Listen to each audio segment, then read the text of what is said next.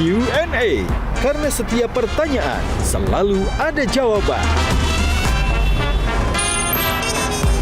Dipandu oleh Yohana Margareta.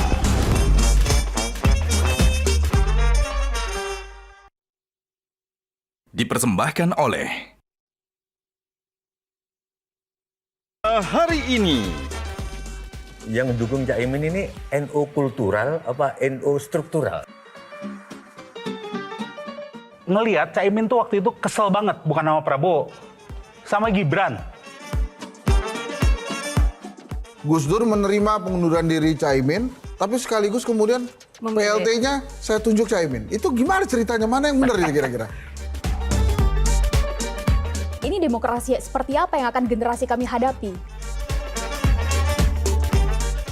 Ya semua raja sama, tapi ada yang raja yang kebetulan baik hati, Raja Bali sama saya.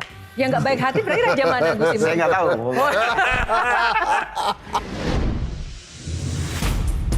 Gajah Duduk dipilih karena sudah lama hadir dalam mewarnai perkembangan berbusana di Nusantara dan telah melekat di hati lapisan konsumen secara turun-temurun. Perkembangan sarung sedemikian pesatnya sehingga sekarang tidak hanya dikenakan oleh pria sebagai outfitnya, karena kain sarung Gajah Duduk menawarkan kenyamanan yang sesungguhnya serta tidak bisa dibandingkan. Hal ini sesuai dengan tagline kita, Legenda Nusantara, bahwa sarung adalah budaya kita, sarung adalah Indonesia.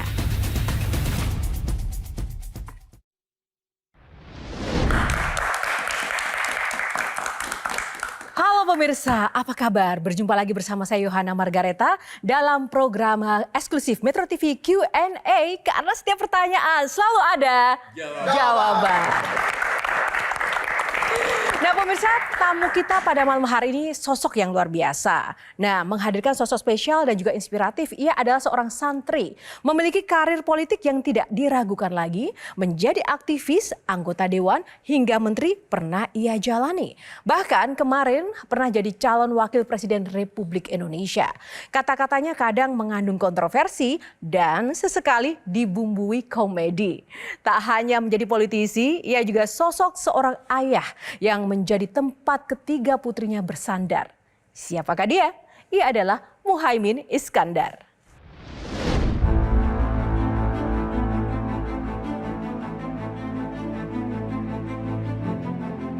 Mari kita jaga Republik ini. Mari kita saling menghormati. Mari kita saling menghargai. Mari kita berdiri tegak di atas konstitusi, bukan di atas nafsu-nafsu politik.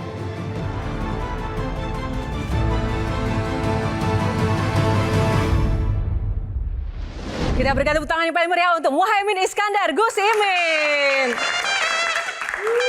Gus Imin, apa kabar? Selamat datang, boleh bersalam dengan para panelis dulu. Sudah lama tak jumpa Gus Imin, hanya bisa melihat di layar. Boleh berbincang dulu. Apa kabar Gus Imin? Alhamdulillah. Alhamdulillah baik. Sehat walafiat. Baik, sebelum kita mulai Q&A malam hari ini, boleh dong disebutkan kata-kata terkait demokrasi menurut Gus Imin itu apa? Apa saja? Demokrasi ternyata tidak bisa berjalan sendiri. Harus dipupuk dan dirawat agar demokrasi tetap selamat dan kuat. Wih, tepuk tangan teman-teman. Demokrasi dan politik ini penuh dinamika. Nah, kita mau tes ombak dulu dengan Gus Imin. Ada pertanyaan-pertanyaan yang dijawab singkat tanpa harus berpikir ya Gus Imin. Naik Vespa atau sepeda? Vespa. Chelsea atau Persebaya? Persebaya. Perubahan atau keberlanjutan? Perubahan. DPR atau MK? MK dong. Maruf Amin atau Gibran? Nanti Gibran. Nanti Gibran. Jokowi atau Prabowo? Prabowo. Prabowo. Tepuk tangan untuk Gus Imin. Terima kasih, silakan duduk Gus. Sudah diawali dengan semangat tadi di video ya Gus Imin yang mengeluarkan tentang demokrasi yang memang harus benar-benar tidak boleh dikuasai oleh nafsu semata. Dan tadi sudah ada kata-kata inspirasi demokrasi harus kuat. Tapi saya nggak setuju sama demokrasinya Cak Imin. Kenapa? Karena itu kan dipupuk, itu kan di atas kertas. Kenyataannya kan demokrasi itu menurut saya siapa boleh apa, si anu boleh anu, asal sesuai dengan apa yang sudah dianu. Gimana Gus? Sedikit saja menanggapi Pak Tejo. Kadang-kadang anu mau berbahaya untuk anu. Oke, Gus Imin, ini ada 9 box, silahkan memilih nomor berapa. Di dalamnya ada tema-tema yang akan kita ulas tentang sosok Gus Imin. Yang pertama, box nomor berapa? Ini ya. Boleh kita lihat dulu, kita buka box ya. Box nomor berapa Gus Imin untuk yang pertama? Nomor 1. Nomor 1, ada spesial dengan nomor 1? Selalu nomor Selalu nomor 1. Baik, kita akan bicara tentang Selepat Imin. Selepat Imin. Ini kita akan membahas tentang politik dan sepak terjang Gus Imin. Sekali lagi kami ingin mengucapkan selamat Gus Imin terpilih menjadi Ketua Umum PKB. Terima kasih. Walaupun di tengah mohon doanya. dinamika dan kemarin sempat dijegal dan digoyang-goyang. Kenapa sih Gus Imin? Ya, PKB ini kan semakin menarik ya, semakin besar, semakin diminati. Ya tentu saja banyak yang ingin menguasai. Pengen menguasai. Begitu Mbah Tejo. Yang mendukung Cak Imin ini NU kultural apa NU struktural? Karena beda, gitu loh. Iya. Ya tentu NU ini besar ya, saking besarnya itu ada yang berbasis kultural yaitu kiai-kiai yang bukan pengurus NU, ada kiai-kiai yang memang pengurus NU. Nah karena pemilu kemarin banyak struktur NU yang menggembosi PKB begitu, PBNU menggembosi PKB seolah-olah ya memang multi partai yang ada di dalamnya sehingga ya kita betul-betul menggantungkan pada kultur, pada kiai-kiai yang non struktur dan alhamdulillah di tingkat grassroots baik kultur maupun struktur pengurus sih solid ya, jadi tidak ada masalah. Nah, tak elok kalau kita tidak bertanya pada Bang Hensat yang mengamati dinamika politik khususnya PKB. Bagaimana tanggapannya Bang Hensat? Kita mundur sebentar ya, Cak. Yes. Gus Dur itu tidak pernah memilih Muhaimin Iskandar. Tapi ada cerita juga, Gus Dur lah yang memilih Muhaimin Iskandar sebagai PLT ketua pada saat Gus Imin didesak oleh orang-orang yang ada di sekitar PKB itu untuk mundur. Kalau nggak salah ceritanya, Gus mundur Gus. Anda diminta oleh Gus Dur untuk mundur. Oke, tapi saya serahkan sendiri langsung ya pengunduran dirinya. Gus Dur menerima pengunduran diri Caimin, tapi sekaligus kemudian PLT-nya saya tunjuk Caimin. Itu gimana ceritanya? Mana yang benar ini kira-kira? Jadi tidak ada satupun ketua umum PKB yang tidak dipecat oleh Gus Dur. Nah, ketika dipecat itu ngelawan. Ketika melawan hanya satu saya yang menang, yang lain kalah. Nah, kenapa saya menang? Karena saya tidak melawan. Saya ini oleh Gus Dur diuji. Setia nggak nih orang? Tiba-tiba Gus Dur mengadakan rapat pleno, saya hadir, saya nggak tahu apa-apa. Hari ini rapat pleno, keputusannya tunggal, memberhentikan ketua umum dan ketua umum saya ambil alih. Sudah saya diberhentikan, semua tegang, begitu tegang, mengira saya melakukan perlawanan karena anak buah saya lebih banyak di situ di anggota pleno itu. Tapi saya ambil mic, saya bilang karena ini perintah Gus Dur, guru saya, orang tua saya, pemimpin tertinggi saya, kalau perintah mundur ya saya mundur. Kaget semua loh, ternyata nggak ngelawan. Begitu saya nggak ngelawan, ternyata Gus Dur malah akhirnya kaget. Loh, ternyata informasi yang ke saya salah. Semua informasi ke saya menyatakan Muhaimin ini mau melakukan makar, menghentikan ketua Dewan Syuro dan seterusnya. Ternyata kok tidak terjadi. Nah akhirnya walhasil Gus Dur malah rapat sorenya gitu memutuskan karena Muhaimin sudah diberhentikan, maka saya minta pelaksana tugas dari ketua umum adalah Muhaimin. Jadi ini aneh, ini memang jadi saya diberhentikan tapi diangkat menjadi PLT. Itu berarti bukti. ada sesuatu untuk saya PKB dan Muhaimin ya. lulus, kira-kira gitu. Tapi yang menarik Bung Hensat dan teman-teman, selain istimewa tadi di mata Gus Dur dan juga PKB, sosok Muhaimin dan juga mungkin PKB juga spesial di mata sosok yang satu ini karena ia kemarin sempat menyatakan bahwa jangan sampai ini PKB sudah masuk tapi pergi lagi. Coba kita lihat ya harapan sosok yang satu ini. Sama, PKS, ayo terima kasih bergabung, ya kan? PKB, terima kasih bergabung, jangan pergi lagi tapi. Ya, gimana Gus Imin menanggapi Pak Prabowo? Ya dulu saya yang merintis pencapresan Pak Prabowo dengan satu catatan kalau cawapresnya saya. Tapi begitu sampai di perjalanan cawapresnya bukan saya ya otomatis saya pamit. Terus Pak Prabowo berharap jangan pergi dong. Ya gimana saya nggak akan bisa lanjut kalau cawapresnya bukan saya, karena ini perintah muktamar PKB di sebelumnya, sehingga saya harus ada. Pak Prabowo khawatir nanti saya tarik lagi gitu kira-kira. Tapi insya Allah lah ini sudah keputusan partai, insya Allah PKB akan membersamai Pak Prabowo sampai sukses pemerintahan 5 tahun yang akan datang. Baik, tepuk tangan. Share, silakan singkat saja share. Justru Gus Imin, PKB ini kan adalah partai yang identik sekali dengan penguasa. Yes. Dekat sekali berkoalisi dengan pemerintah, sehingga pada tahun 2024 kemarin, Pilpres memutuskan untuk berseberangan. Ini nih sebetulnya resiko apa yang Gus Imin hadapi? Dan sekiranya kemarin terpilih, iming-iming apa sebetulnya yang Gus Imin dapatkan? Boleh di-share nggak? Ya, PKB ini keluarga besar NU. NU itu terdiri dari raja-raja kecil. Masing-masing punya pengikut, masing-masing punya umat, masing-masing punya pesantren. Nah, karena itu tidak mudah mensolidkan barisan dalam satu kekuatan. Nah, karena itu kerawanan perpecahan itu selalu muncul di partai ini. Dan saya selalu bilang, jangan pernah bermimpi jadi ketua umum PKB kalau nggak kuat. Nah, dalam konteks itu, maka PKB nampaknya punya kultur di mana perjuangan ini tidak bisa dioposisi. Begitu dioposisi, maka terjadi Gejolak. kegoncangan.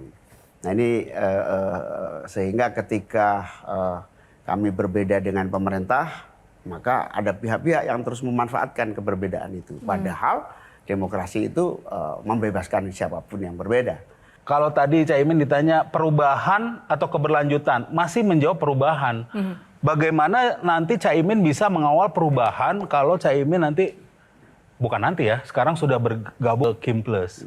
Dan ketika ngikut-ngikut ke Caimin nih ke beberapa kota, saya ngelihat Caimin tuh waktu itu kesel banget, bukan sama Prabowo, sama Gibran. Gitu Dia ya? tuh kesel banget. Masih ingat nggak pertanyaan dia soal SGIE gitu kan? Dan dia tuh kayaknya sampai ke bawah mimpi nih soal SGIE. Oh serius ya, Gus Imin ke bawah mimpi? Oke. Dan dia selalu bilang ini kayaknya Gibran bakal ngasih pertanyaan-pertanyaan aneh dan benar gitu ya. Jadi dia dijebak. Bagaimana nanti Caimin bisa bekerja sama dengan orang yang pernah menjebak dia gitu. Saya ingin tahu ini kiat-kiatnya Caimin untuk mengatasi permasalahan mental kan sebenarnya ini kan. Oke. Terus yang kedua, kalau memang tetap di jalur perubahan, bagaimana perubahan ini bisa dikawal di mana Caimin bergabung ke Kim Plus ini? Oke, jangan dijawab dulu, kita akan jeda dulu sesaat lagi. Q&A akan kembali.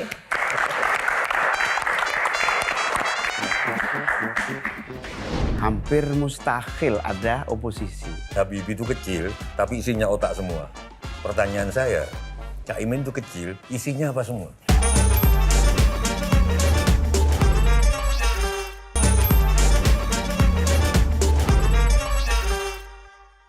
Dipersembahkan oleh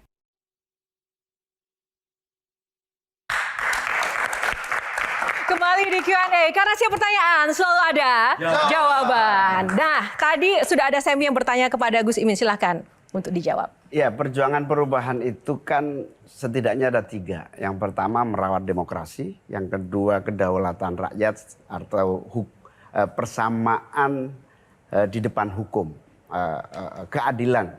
Nah, yang ketiga tentu kemakmuran, kesejahteraan.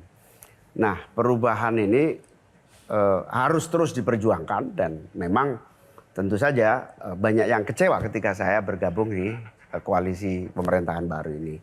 Bukan hanya orang lain, istri dan anak saya itu keras sekali supaya kita tidak tetap menjadi kritis di dalam jalur perubahan. Tapi kita menyadari penuh bahwa partai ini tidak berjalan sendiri. Partai ini ada di dalam sistem. Makanya akhirnya saya diskusi dengan Dewan Syuro, diskusi dengan para pakar PKB, juga para ahli. Bagaimana posisi PKB yang semula di jalur perubahan kemudian bergabung di pemerintahan. Satu kalimat yang saya pegang dari beliau-beliau dan mereka yang ahli ini adalah kesempatan PKB untuk memitigasi demokrasi dalam berbagai ancaman itu bisa melalui koalisi bersama pemerintah. Sementara jalan mitigasi di luar pemerintah itu masih banyak yang lain yang bisa melakukan. Karena itu perjuangan perubahan itu dalam konteks pemerintahan adalah apabila sudah mentok di dalam jalur demokrasi formal, maka perjuangan di luar parlemen atau di luar jalur pemerintahan. Karena apa? Perjuangan demokrasi itu memang ada parlementer dan non parlementer. Bagi Indonesia hari ini hampir mustahil ada oposisi. Mustahil. Kenapa? Perangkat hukum yang ada sama sekali tidak memberi ruang. Kenapa perangkat hukum itu bisa kemudian tidak cukup memberi ruang bagi demokrasi partai kita? tidak mendapatkan tempat yang memadai di negara Siapa ini. yang harusnya memperkuat perangkat hukum itu? Jadi menurut saya Anda jangan coba-coba jadi pengurus partai kalau nggak tahan. Karena partai ini betul-betul tidak mendapatkan tempat, hanya mendapatkan ruang sebagian saja dari proses Mau saya pemerintahan. konkretkan, mungkin gini ya, yang disebut nggak ada ruang itu mungkin bisnisnya dimatikan kalau oposisi atau nggak dapat jatah ini tambang atau apa, atau mungkin sehingga padahal kan harus menghidupin partai atau Ya, gitu. misalnya sederhana, undang-undang pembagian pimpinan DPR, pembagian pimpinan komisi di pusat maupun di daerah. Begitu Anda oposisi, maka Anda tidak akan mendapatkan Nah, artinya satupun. sebenarnya ya masalah tentang perangkat hukum dan hukum kita itu lemah dong, bisa dibilang Nggak seperti cuma itu juga, Jo. Dan reward dari rakyat nggak ada buat oposisi. Nah, bicara Gini, kalau reward dari rakyat itu besar untuk oposisi, harusnya PKS menang pemilu kemarin. Tapi kan enggak. Nah, bicara soal rakyat, oke, mungkin tidak ada reward dari rakyat, tapi kemarin kita melihat bersama-sama bahwa semangat rakyat untuk juga peduli dengan demokrasi kita juga besar. Dan salah satunya juga dilakukan dan disuarakan oleh sang Putri Caimin sendiri. Kita akan lihat. Kemarin sempat viral Gus Imin.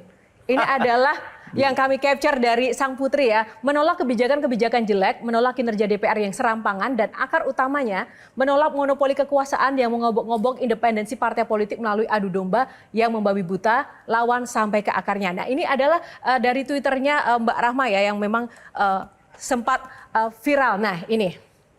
Bayangin anaknya jurnalis turun ke lapangan langsung kritik pemerintah, bapaknya satu kubu di pemerintah, sakit banget pasti. Sakit nggak Gus Imin? Nah, terus ini Mbak Rama bilang, iya tapi aku bisa memahami beban dan alasan kenapa ayahku harus melakukan apa yang ia lakukan. Aku masyarakat sipil biasa, jadi turun adalah caraku melawan dan membantu ayahku. Dia juga tahu aku turun. Tepuk tangan dong buat generasi muda kita. Ya, Silakan Gus Imin. saya tahunya dia turun setelah baca Budian. Tapi sebetulnya saya nggak kaget karena sehari-hari dia hampir 24 jam gebukin saya. Setiap perbedaan di pemerintah dengan rakyat itu selalu keras sana ini. Bahkan sempat bilang saya tidak akan lagi mau berpolitik kalau begini caranya, nggak akan bantu lagi ayah. Tapi tiba-tiba dia muncul dengan ikut demo kemarin, Untung nggak pamit saya, kalau pamit saya jadi serba repot itu. Demo, dan saya kira di keluarga kami dari dulu sih ada kebebasan lah ya, masing-masing punya cara pandang, pilihan-pilihan untuk mengambil sikap dan langkah-langkah. Gus Imin, justru Sherly mungkin sampaikan dulu bahwa Sherly berteman baik dengan Rara. Oh iya. Jadi ketika tadi Rara berani mengatakan kayak begitu dan ternyata ayahnya tahu, maka justru pertanyaan Sherly, ini demokrasi seperti apa yang akan generasi kami hadapi dalam 10 tahun ke depan ketika pragmatisme dan oportunis ini dipertontonkan ke kami, Cak? Gimana menurut Betul. Cak? Menurut saya memang kita sedang dalam posisi yang tidak baik-baik saja. 30 tahun usia demokrasi dan reformasi kita, seperti yang saya sampaikan, butuh penyegaran, pemupukan, restart demokrasi.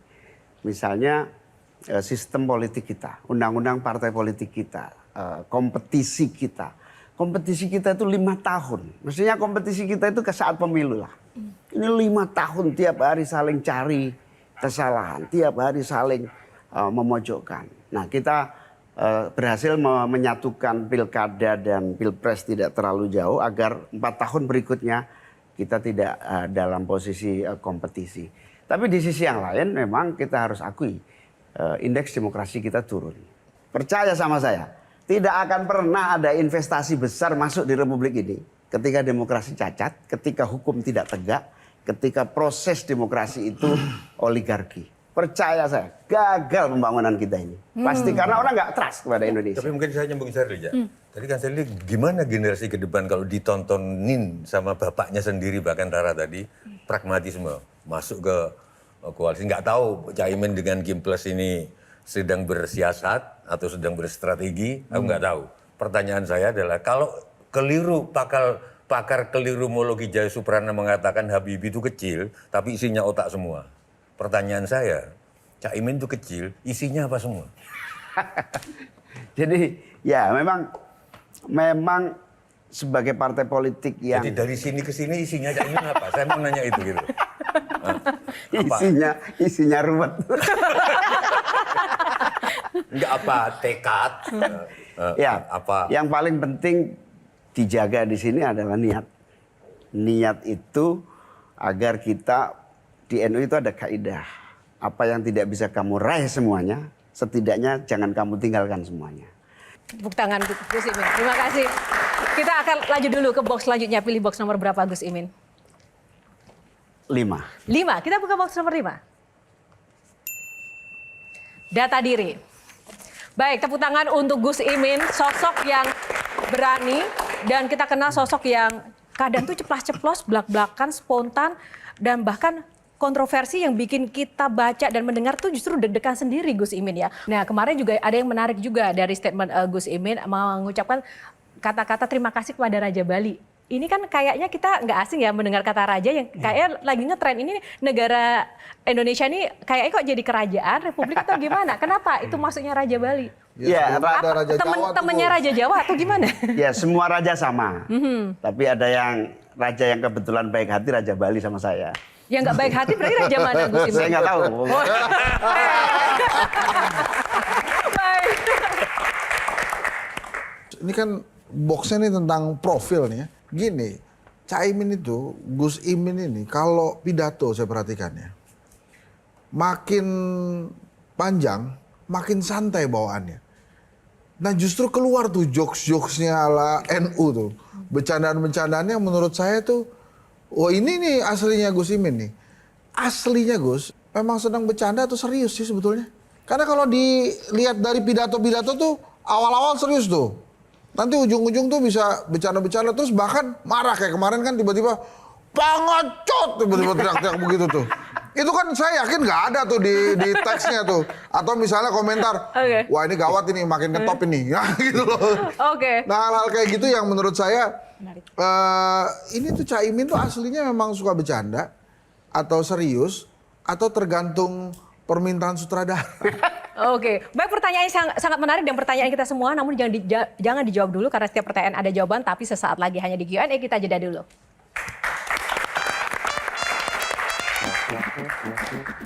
Ancaman begal terus ada maksudnya apa Gus? Aku dikritik siapa aja tenang asal jangan dikritik Pak Jokowi. Gitu. Dia tahu nggak bakal diwarisin PKB waktu itu, makanya diambil, gitu kan?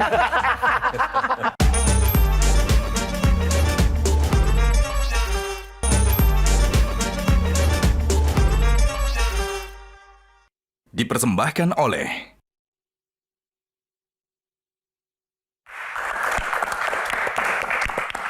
Ya Gus Imin langsung saja menjawab pertanyaan Bang Hensa tentang keberanian dan dinamika dalam berpidato tadi dari yang serius, joke sampai bisa marah itu seperti apa sebenarnya? Aslinya Gus Imin. Aslinya. Jadi kultur kami ini dari keluarga yang santai, slow. Kultur kami kultur Nahdliyin yang ibaratnya tidak pernah ada yang kaku. Semua menjadi mudah. Bahkan fikih kita pun fikih yang bukan fikih yang keras gitu ya. Nah tapi kultur kita sebetulnya dari gegeran ke gergeran. Karena itu fleksibilitas kultur kami ini menjadikan kita santai. Tetapi ketika sudah punya masing-masing punya prinsip, ya itulah sikap itu harus diambil. Nah satu lagi, ini teman-teman dan juga pemirsa. Selain tadi santai, punya kultur, yang punya prinsip, bisa berantem. Ada satu rahasia, kenapa Gus Imin ini begitu dicintai? Kita akan saksikan video yang satu ini. Apa yang bikin ibu ngelihat kok Caimin ini keren tuh, dari mana? Waktu itu dia pakai sweaternya warna pink gitu ya. Cute banget. Ini pas pasti ibu. Jadi kan saya waktu itu sama-sama PMI. Dia PMI, dia senior saya gitu kan. Saya masih baru lah gitu ikut di PMI itu. Terus saya ketemu saya lihat dia bicara, wah bicaranya idealisme segala macam lah gitu ya. Keren banget nih orang, manis lagi gitu kan. Gus Imin gimana? Manis ya waktu itu orangnya ya? Nggak tahu, saya kadang-kadang saya ini manis apa nggak tahu. Manis dan romantis katanya ya. Shirley, silakan. Bu Rustuni kan pernah hadir ke sini dan waktu itu Shirley jadi salah satu panelisnya juga, Gus. Dan melihat perjalanan atau kisah hidupnya Gus Imin ini kan tensinya selalu menegangkan ya, Gus ya. Selalu kayaknya tuh nggak selesai-selesai berantemnya sebetulnya. Nah, pertanyaan saya adalah lebih menegangkan mana, Gus? Situasi sekarang-sekarang yang memang ada dugaan dan ramai yang menyebutkan PKB ini mau diambil alih atau memenangkan hati Bu Rustini yang cantik, keibuan, jujur, dan anak kiai besar juga kan ya, Gus ya? Sehingga pasti banyak pesaing dong saat itu. Gimana, Gus? Lebih menegangkan yang mana? Jujur. Memang hidup saya penuh ketegangan. Mulai dari mendekatin calon istri tegang. Wah, saingannya keras. Jadi ketua umum tegang di politik. Dibegal. Di pinggir jurang. Ini ancaman untuk dibegal terus terjadi. Ya itu takdir saya ya. Jadi soal mana yang lebih menantang saya kira sama-sama menantang itu merebut hati istri sama merebut hati rakyat. tabok kepemimpinan itu memang sama-sama menegangkan. Tadi ada yang diucapkan Caimin yang menarik nih. Ancaman begal terus ada maksudnya apa, Gus? Nah ini loh, Gus Imin ini kalau tiba-tiba nyeplos itu suka lucu-lucu tuh. Aku pernah ngobrol sama Caimin, ini di Blitar, nggak tahu. Cak sampean tuh mau dikritik Pak Surya Paloh, mau dikritik Bu Mega, tenang aja Pak. Dia jawabnya, aku dikritik siapa aja tenang asal jangan dikritik Pak Jokowi. Gitu. Ada kaitannya jangan-jangan. Jangan ada kaitannya itu begal-begalan. Itu setahun yang lalu, aku takut setengah mati sama Pak Jokowi. Nah sekarang masih takut nggak? Atau takutnya lebih turun apa masih takut? Ya sekalian jawab yang begal-begal itu, Gus. Jadi perencanaan begal PKB itu jauh sebelum pemilu, saat pemilu, setelah pemilu, bahkan setelah kalah Pilpres. Nah, kemudian apakah takut menghadapi pembegal? Jangan pernah takut kepada pembegal, karena kalau kita yakin, insya Allah mereka juga akan ngepel. Pertanyaannya pembegalnya siapa? Apakah ada kaitannya dengan pertanyaan Mbak Tejo tadi? Takutnya.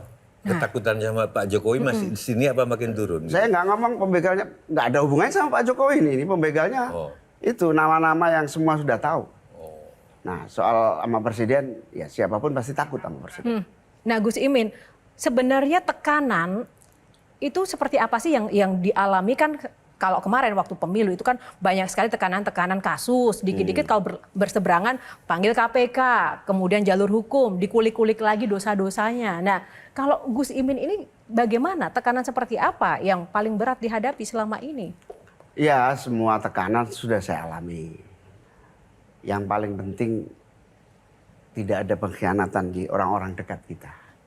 Selagi tidak ada pengkhianatan di orang-orang dekat kita, kalau orang agak jauh silahkan. Tapi orang dekat ini solid dan loyal, sekenceng apapun model tantangannya bisa diatasi. Sami, silakan. Soal mengkhianati apa iya di dunia politik ini ada yang benar-benar loyal? Karena semua kepentingan. Satu itu, dan kedua tuh sebenarnya karena kultur partai di Indonesia ini yang besar terutama, kecuali Golkar dan PKS semuanya masih partai keluarga. Masih kalau istilah saya tuh partai toko kelontong, diwariskan ke anak gitu ya. Jadi kayak PDIP, kita tahu nanti siapa nextnya. Demokrat juga kan terjadi seperti itu. Nah ini mungkin PR buat PKB. Makanya saya bilang, Caimin ini karena bukan anak, ya kan? Dia tahu nggak bakal diwarisin PKB waktu itu, makanya diambil, gitu kan. Tapi ini PR buat PKB gitu kan. Kedepannya gimana? Apakah nanti akan diwariskan ke anak juga atau ke keponakan? Karena kalau begitu kan berarti ya suaranya akan segitu-gitu aja. Jadi intinya itu kedepannya akan seperti apa? Apakah nanti akan diturunkan juga ke Mbak Rahma atau sebagainya? Atau akan menjadi partai kader, ya kita harap menjadi partai kader ya ke depannya. Nah, jangan lupa bahwa kita sering mengkritisi oligarki, tapi oligarki itu kan tumbuh juga dari budaya-budaya seperti ini. Gus Imin, gimana? Jadi dimanapun di dunia ini, negara manapun, dinasti itu di semua negara terjadi. Masalahnya bukan soal itu. Masalahnya adalah apabila dinasti itu dibangun dengan memanfaatkan jalan negara, memanfaatkan fasilitas negara, memanfaatkan punya publik untuk mewariskan dinasti, itu masalahnya. Nah, di PKB sendiri, saya terutama sudah bertekad, kita harus bangun sistem. Tapi yang paling penting dari sistem kepartian kita ini harusnya, mau tidak mau, harus dibikin semodern mungkin, serasional mungkin, memberi ruang kompetisi, kompetisi yang memudahkan orang memanfaatkan merit ya, merit system. Ini harus terjadi. Tepuk tangan. Baik, terima kasih Gus Imin. Baik, itu tadi box terkait dengan data diri. Selanjutnya box nomor berapa? Kita akan buka untuk next box selanjutnya. Nomor favorit nomor berapa Gus Imin? 9. Nomor 9. Kita buka box 9. Garis lucu, tepuk tangan dulu untuk box kali ini. Namun kita akan mengulas lebih dalam lagi terkait dengan box garis lucu seusai jeda. Tetaplah bersama Q&A karena setiap pertanyaan selalu ada jawaban. Mau jadi ketua PBNU nggak, Gus? Caimin setelah 20 Oktober lebih kuat dari Jokowi kalau menurut saya. Seberapa love? Wah, ini nggak mungkin menang ini. -1 kayak.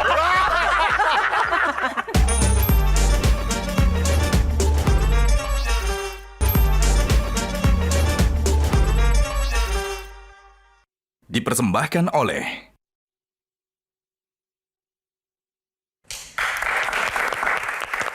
kembali di Q&A. Nah, kali ini kita akan masuk ke box nomor 9. Tadi adalah garis lucu. Ada beberapa foto untuk mengawali box kali ini. Gus Imin silahkan memberikan nilai love meternya. Seberapa cinta Gus Imin ke foto-foto di nanti akan di layar kami tampilkan. 1 sampai 10 silahkan dinilai ya. Berapa nilainya? Kita tampilkan foto yang pertama, love meter ya. Nah, berapa? Seberapa love? Gitu. 1 sampai 10, Gus Imin. Ini fluktuatif ini. Ya 6 dia. 6.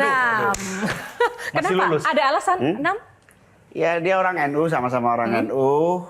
Tapi kok nggak tahu kok musuhin saya tuh. Oke, baik. Foto yang kedua. Seberapa love? Wah, ini nggak mungkin menang ini. -1 kayak. Kenapa alasannya sedikit? Dia ini salah satu ketua di PKB.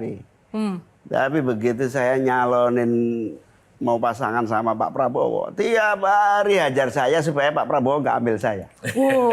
Itu salah satu begal tadi kah? Enggak ya? Baik, 3, silakan.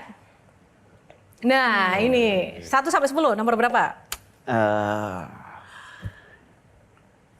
Memang orang baik lah, 9 lah. 9. Bos baru. Alasannya dulu, alasannya. Masa cukup orang baik saja alasannya Gus Imin? Ya, Pak Prabowo ini dulu saya koalisi sama beliau dengan harapan Prabowo Muhaimin kan.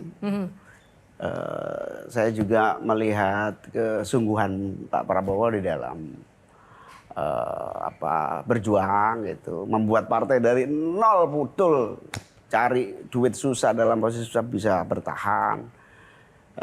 Ya, tapi tidak jodoh lah kemudian. Makanya kemudian ketemu lagi dalam koalisi tentu sesuatu yang baik. Gus Imin, tadi yang ditanya Yohana kan seberapa cinta kan? Cinta 9. Kan, iya, tapi cinta nggak pakai alasan. Kalau sudah alasan bukan cinta, tapi kalkulasi. Gitu ya? Ya, tapi nggak apa-apa ada kalkulasi. Oke. Ayo Gus, mulai. Selanjutnya, gambar siapa lagi? Nah, ini dia. 1 sampai 10. Adik saya ini ya 10 lah. 10. Alasannya dulu, alasannya. Akhir-akhir ini baik sama saya. Kenapa tuh? Akhir baik artinya sama saya. Akhir-akhir. Tapi sayang ya Gus ya sama beliau. Sayang. Sayang Dia banget. juga bilang sayang sama saya. Kita lihat apakah Mbak Yeni Wahid juga sayang ke Gus Imin. Kita lihat nih, ada pernyataannya. Nomor 1 Muhaimin Iskandar. Nomor kedua Erick Thohir, nomor ketiga Agus Harimurti. Wow, kenapa Muhaimin? Dia saudara saya sayang dong sama dia. Jawaban saya tepat. Ternyata bener loh, ini tidak ada dalam skenario, ternyata saling menyayangi ya Gus Imin ya. Ya, memang kalau tanpa teks tuh oke loh. Aku mungkin orang pertama tanya Caimin yang waktu rame-rame sama Gus Dur. Aku bilang itu acting, sandiwara. Aku nggak percaya Caimin begitu sama Gus Dur, betul nggak? Betul. Betul. Oh, jadi itu sandiwara nggak? Oh enggak, Gus Dur. Kan aku bilang kan itu Caimin nggak mungkin bentrok sama Gus Dur. Pasti itu cuma sandiwara aja. Nggak mungkin bentrok. Oh, iya susah dinilai ya karena memang dinamikanya begitu dramatis ya. Sejauh mana sih, sebesar apa peran Gus Dur bagi sosok Caimin dalam pertumbuhan kehidupan ataupun karir politik? Ya, geger, dinamika, bentrok ketika itu ya cuma hanya tujuan Gus Dur mungkin mendewasakan kita-kita. Supaya kita mandiri. Beliau sampaikan langsung ke saya tidak ingin PKB bergantung pada siapapun, termasuk saya, dia bilang. Semua orang yang dicintai Gus Dur, dia yang pernah dipecat. Begitu. Lalu selain Gus Dur, siapa sosok yang paling berperan dalam hidup Gus Imin dalam susah maupun senang sampai titik ini? Keluarga atau? Siapa saja boleh. Ya pasti ibu saya. Ibu saya. Ibu saya ini ibaratnya selalu memberi inspirasi dan motivasi. Apa pesan beliau untuk ya Gus kemarin Imin? Misalnya saya ketika mau diturunkan dari ketua umum, yang menurunkan ini banyak pihak gitu ya. Semua pihak hampir memaksa saya turun. Saya pertama kali tanya ibu saya, Bu, ini saatnya saya berhenti, saatnya saya ingin PKB tidak pecah. Kalau saya terus kemungkinan pecah. Maka saya izin, restui saya tidak memimpin PKB lagi. Apa jawaban ibu saya? Kamu jangan nanya saya, kamu tanya kepada DPC-mu, apa benar mereka meminta kamu terus atau turun? Saya tanya kepada DPC, apakah kalian minta saya maju lagi terus atau tidak? Ternyata saya harus berterima kasih kepada para pembegal itu. Dengan adanya serangan para pembegal, semuanya minta saya tetap bertahan dan solid. Baik, terima kasih Gus Imin. Baik, yang terakhir untuk para panelis, silakan mungkin closing statement-nya tentang sosok Gus Imin. Ya, Gus Imin ini sebenarnya kalau tadi bicara keluarga, itu misalnya kita mengutamakan keluarga dalam politik, dalam pekerjaannya tidak masalah. Mungkin ke depannya itu jangan sampai yang terjadi praktek hari ini aja ya. Ada seorang anak yang baru masuk partai 3 hari langsung jadi ketua umum. Nah itu mungkin tidak akan dilakukan ke depannya. Dan yang kedua, untuk Caimin ini nggak perlu takut sama siapa, ya kan? Caimin setelah 20 Oktober lebih kuat dari Jokowi kalau menurut saya, itu aja. Baik, wow. Kalau Bang Hensat, kenapa geleng-geleng Bang Hensat? Enggak, saya ini mau nyampein yang pinggir jurang apa yang aman-aman aja ini. Sesuai hati nurani, jujur, silakan. Ya kalau menurut saya sih saya nggak tahu itu disengaja atau tidak ya, tapi mengambil Ma'ruf Amin sebagai Dewan Syuro PKB itu langkah jenius dan cerdas sih. Karena para pembegal ini kan selalu mengatakan bahwa Caimin ingin membubarkan Dewan Syuro, mengkebiri Dewan Syuro dan lain-lain lah. Tapi ternyata begitu Kiai Ma'ruf datang hadir sebagai Dewan Syuro, justru Kiai Ma'ruf yang membela Caimin gitu. Dan kelihatannya duet ini saya katakan tuh striker handal nih. Yang bukan hanya 68 kursi kelihatannya karena Kiai Ma'ruf kan pengennya lebih banyak lagi. Itu sebuah langkah jenius dan selama PKB dipimpin oleh orang yang jenius, ini partai pasti nggak akan pernah kecil gitu. Jadi akan gede terus. Terima kasih. Dan terbukti dari perolehannya selama dipimpin Gus Imin selalu meningkat ya. Naik terus. Silakan Shirley. Mbak, saya sedikit saja penasaran sekali Gus Imin. Kalau bukan jadi politisi, apa cita-cita Gus Imin? Kalau bukan jadi politisi? Ya kita kan sebetulnya darah kita ini darah guru ya. Semuanya di dunia pendidikan. Jadi mengakhiri masa tua tentu ya jadi guru yang baik lah. Wah. Dan ingin dikenal sebagai siapa di negara ini pada akhirnya juga kepada generasi selanjutnya ingin dikenal sebagai siapa Gus Imin? Saya ingin dikenal sebagai orang yang ulet berjuang dan menjadi inspirasi dari anak-anak saya, cucu-cucu saya, tetangga-tetangga saya dan semua. Amin. Nanya minggir jurang boleh nggak? Apa? Mau Singkat jadi saja. ketua PBNU nggak Gus? Oke, Kalau Sherly dari ada. Sherly, harapannya adalah semoga Gus Imin terus membawa keceriaan, terutama dalam perpolitikan kita di Indonesia. Yang kedua adalah semoga lebih baik lagi, Gus. Terakhir agak pinggir jurang, Gus. Jangan segan untuk beroposisi lagi, Gus. Insya Allah. Insya Allah. Terima kasih. Sherly. Tapi Bang Hensat masih penasaran mau jadi ketua PBNU nggak, tadi belum dijawab. Jadi PKB dan PBNU itu dua organisasi yang sangat berbeda. Saya bersyukur PBNU ngebukin PKB selama pemilu, sehingga saya ingin menyatakan bahwa PKB independen dari manapun, termasuk dari PBNU. Karena itu ya saya tidak mungkin berkeinginan jadi ketua umum PBNU, wong saya PKB.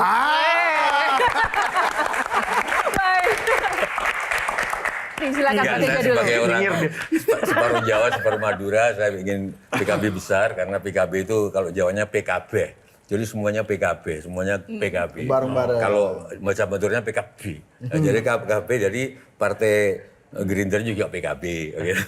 Partai Golkar PKB juga, PKB. Jadi semoga merangkum semuanya dan saya mendukung Sherly jadi oposan. Baik. Oke, nah kalau dari Gus Imin sendiri, apa mungkin closing statement untuk para pemirsa dan generasi muda yang saat ini sudah mengalami krisis kepercayaan terhadap para politisi, terhadap hukum kita, dan Anda juga menjadi bagian dari penanggung jawab kepercayaan rakyat itu, Gus Imin? Ya, pertama jangan mudah salah paham terhadap politik. Karena politik itu antara kebaikan dan keburukan susah betul dilihat. Karena itu bangun kepercayaan kepada orang-orang baik. Jangan pernah gara-gara politik Anda, teman-teman kaum muda kemudian alergi. Karena di tengah kegelapan pasti ada titik harapan dan masa depan. Baik, terima kasih.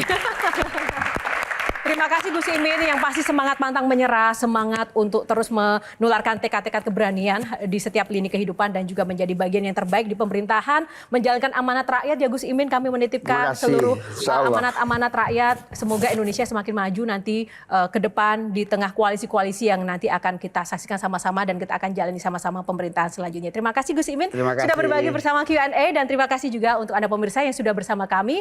Tak lupa kami juga mengucapkan terima kasih untuk Sarung Gajah Duduk yang sudah menyiapkan baju saya pada malam hari ini. Sarung Gajah Duduk, legenda Nusantara yang ada tulisan Arabnya. Saya Yohana Margareta undur diri. Terima kasih atas kebersamaan Anda. Karena setiap pertanyaan selalu ada jawaban.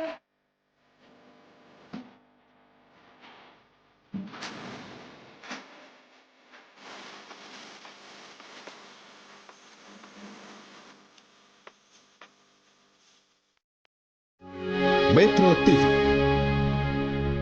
Jelajahi cara baru mendapatkan informasi. Download Metro TV Extend sekarang.